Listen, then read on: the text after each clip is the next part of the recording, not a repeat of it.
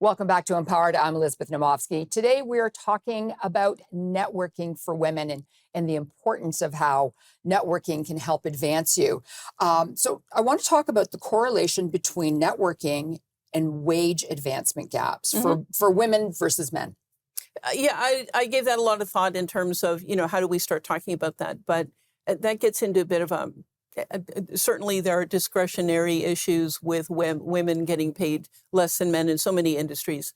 But I think what is more important to focus on is the advancements that women have seen when they've done networking. And so it's a project that they've been able to move on, that they've gone onto a board, they got a salary advance, they got new members added to their team.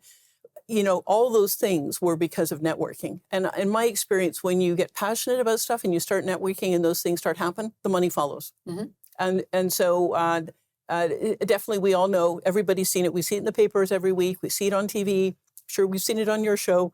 Women are getting paid less than men. Why? So this is one of those areas where we can help push and equal those pay gaps a bit.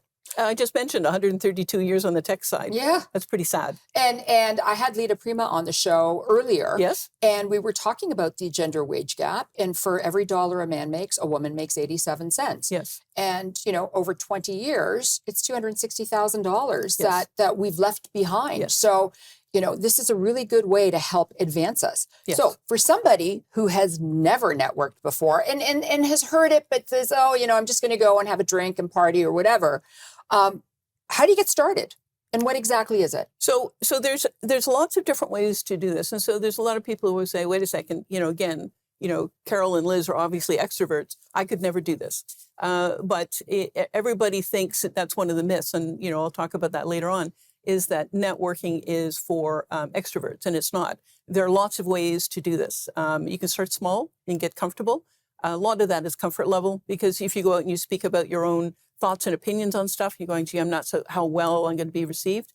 And then when you find out, gee, it wasn't too bad at all, you start to get them over those hurdles. And as I mentioned earlier, everybody does networking to some degree now. And actually, women are really good at it. We're very good at social networking. We just don't seem to, all the stats point to that. We're better at the social networking than men. We just don't seem to take that skill set and hone it to our professional careers. And I don't care what the career is. What you want to do as a job, you need to do that. And so starting small with something like social media, because it's very anonymous. You can sit behind the screens. The tools that people use, you can talk to people on the phone and mail, email, but that's very much one-to-one communication. You want to move to as many to many communications as you can. But for a lot of people, that's a cosmic leap or jumping over the Grand Canyon. So you start with something you're comfortable with and move from there. But I think the strongest message I could send to women is that you already do a lot of it now, and we're very good at it on a social basis. We keep communities alive with it, so you should be able to apply it to your career.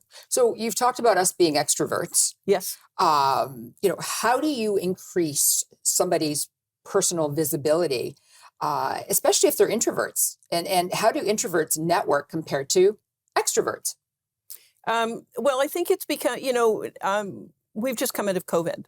And I talk to industry leaders all the time, and they're saying, we're having a really hard time getting people coming back to the office.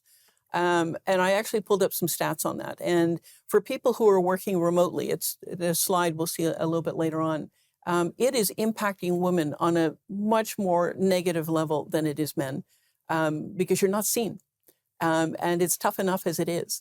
And so I think one of the things that we need to focus on is how do we get ourselves into a position where we're more confident in terms of talking to other people, understanding what needs to happen outside of COVID, going into the office more often. That sounds awfully, this work from home stuff I think is a killer for a whole bunch of things. Sales, networking, business development. I talked to HR folks and they said, we're begging our people to come into the office one day a week. And I said, a lot of those people are introverts or they've moved far away, and you really have to get out of the house. I mean, literally, it's as simple as that. And go to the office more often or wherever it is you're networking. And COVID set a lot of us behind, men and women. But I think it's acute for women to recognize that they need to get out more often and go to the office or go to networking events in order to move forward. And it's been a slow it's been a slow pace coming out of COVID. And I think it's really important too, because you get a chance to bounce ideas off of people. You know, you're there, 100%. you walk by somebody's desk, you get a chance to talk to them and say, oh my gosh, I've been thinking about this. And then you get into a conversation. So don't go away. We'll be right back with more networking because this is really important.